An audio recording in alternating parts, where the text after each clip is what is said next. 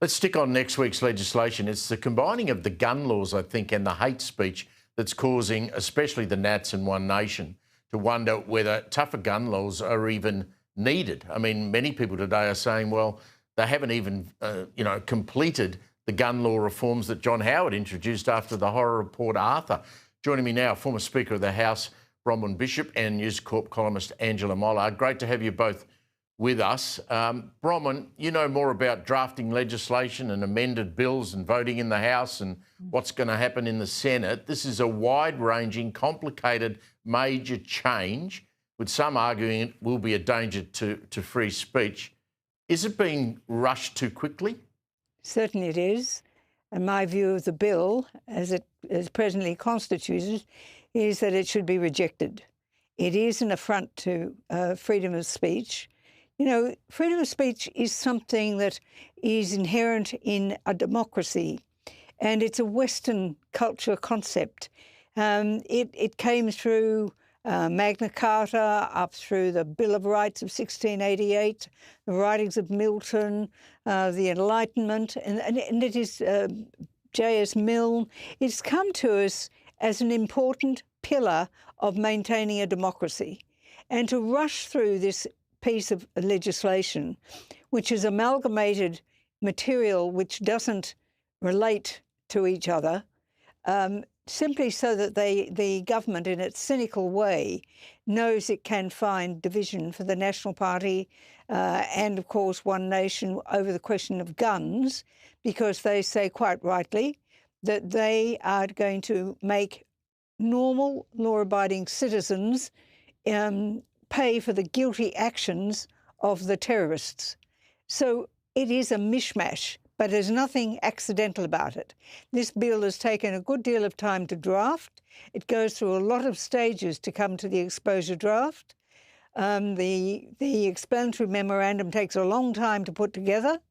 And so this time that the Prime Minister has been saying, oh, we might have a Royal Commission or we might come back, he has been behind the scenes crafting what he knows will be a disastrous bill, and it should be rejected.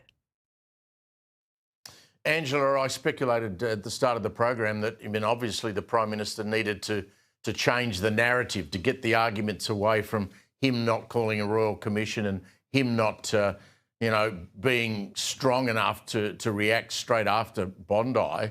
You suspect with what Bronwyn said there, and when you look at this, that might in fact be the case. And that's right, Steve. Look, there is reacting and then there's being reactive. And I think he's being that at the moment.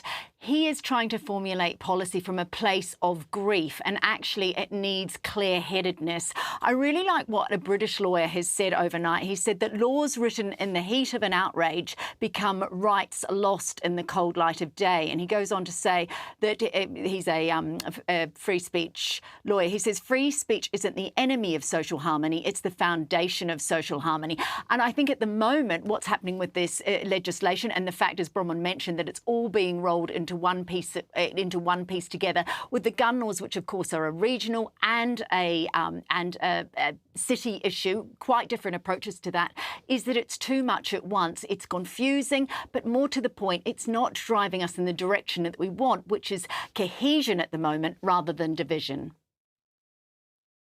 Well, there's certainly going to be a heap of division when everybody gets back to Canberra. I note Liberal MP Andrew Hastie this afternoon, Bronwyn, has shared on social media that he'll be voting no to the changes. Here's what he had to say. I'll be voting no to this bill. I'll be voting against it for two main reasons. The first is this bill is an attack on our basic democratic freedoms: freedom of conscience, freedom of speech, and freedom of religion. But secondly, the Prime Minister is showing absolute contempt for normal parliamentary process. For a bill of this size, we would normally take a few months to consider it. It would go into a committee process, and the public would have an opportunity to make submissions. There would be public hearings. MPs and senators would debate it, and they would consider fully the unintended consequences of this bill. Instead, the Prime Minister has reduced that process to a couple of days. Well, Bronwyn, Andrew's basically saying there what you said. So how does the new Liberal leader, Susan Lee, now handle this? Because she's got people splintering all over the place. What does she need to do next week? She needs them to pull them all together and vote no. And the reason I say that is that the Liberal Party, or the coalition generally, is bleeding to One Nation. And the reason that it's bleeding is because One Nation is presenting a case which is clear, concise and consistent. And this is seen to be the coalition dithering. Now, I think Susan Lee has done a very good job through this appalling time that we've gone through. She's been strong and she's been morally courageous. But on this particular issue, this bill is a travesty. Everything that was said by Andrew about the length of time that a bill of this size would normally take, but it has been deliberately contrived to put it together to cause argument and discourse, which will, the Labor Party hopes, put the opposition into ill repute because they're not agreeing with what they're saying is going to be the solution. There is one question, and one question only, that needs to be answered both in legislation and in the Royal Commission. And that is, how did we get to the situation where two alleged radical Islamists hunted Jewish and other people who were attending, but mainly Jewish, at a Jewish function, to kill them in the name of religion? How did we get to that stage? That's what we want to know, because then we can determine how to stop it.